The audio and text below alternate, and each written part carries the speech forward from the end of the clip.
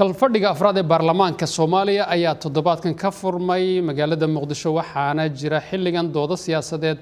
oo ay ka mid tahay wax ka beddelka dastuurka Soomaaliya waxaana soo baxaya diidmo ay muujinayaan xildhibaanada qaarkood oo ka hor yimid qaabka wax looga bedelayo dastuurka kumaal gaarka ee Soomaaliya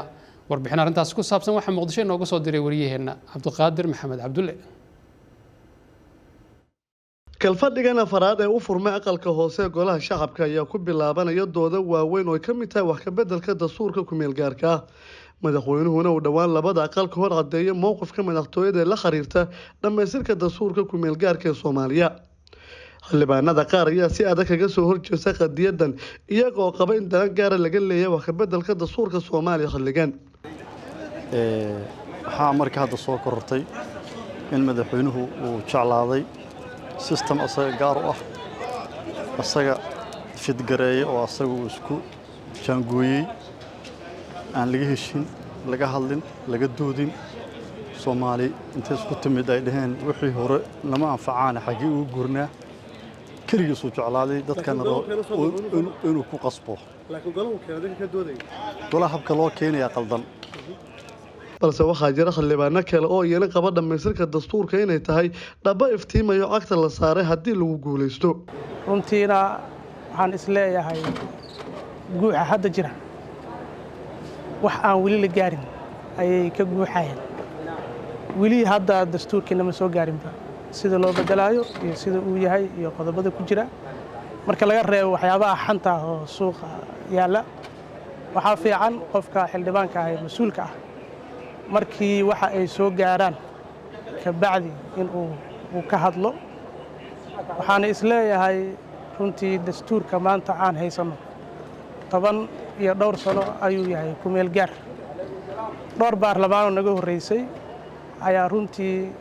kari weysay inay wax ka bedelaan baarlamaankan maanta jira waxaan isleeyahay fursad fiican oo wuxuu u haystaa in dastuurka uu qabyo tiro mid ka mid ah aqoonyahanka Soomaaliyeed ayaa sheegaya in kalfadhiga afraad ay hor yaalaan shaqooyin badan labada aqal haddaba maxaa looga fadhiyaa xilligan waxay la tahay baarlamaanka shaqooyinkiisa dabiiciga ah ee la yaqaano waxaa ka mid ah in dalka uu ku hago xeerar iyo howlaha hor yaala xukuumadda in uu la xisaabtamo waxyaalaha howlaha gacanta ay ku hayso inuu la xisaabtamo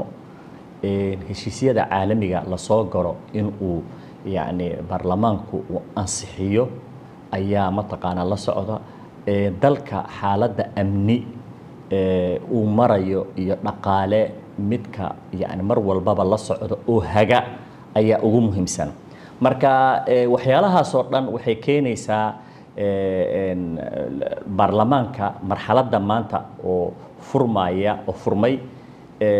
waxaa laga sugayaa kala fadhigan howlo aad u waaweyn oo culus ayaa laga sugayaa xildhibaan Cabdishakuur Mire ayaa qaba in mooshin la keenaa golaha xilligan ay tahay shaqada baarlamaanka uu leeyahay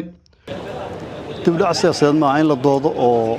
la kala aragti duwanaado oo la niqaasho oo mooshin la qoro oo la isku hor yimaado oo la isqabto waa qayb dimuqraadiyadda ka mid ah waana wadaynaa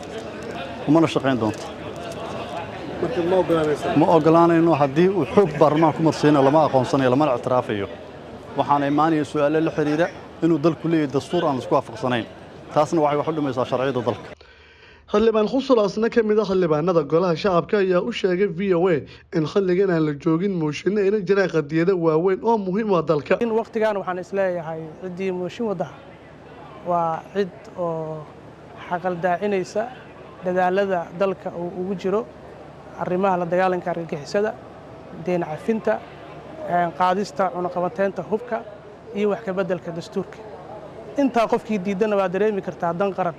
kama shaqeynaaye arrimo kale uu leeyahay arrimahaasina waxaa la rabaa meelaha uu ka helayo inuu ka raadsado ma ah baarlamaanka iyo dowladnimada dhexdeeda in falaad laga dhigo aqalka hoose golaha shacabka ayaa ku bilowday guuq siyaasadeed iyo kudlooyin oo durba mid ka mid ah maanta looga dhawaaqay ilinka hore ee Villa Hargeysa oo ay ku shaqeeyaan xildhibaanada golaha shacabka Cabdulqaadir Okey qubanaha VOA Muqdisho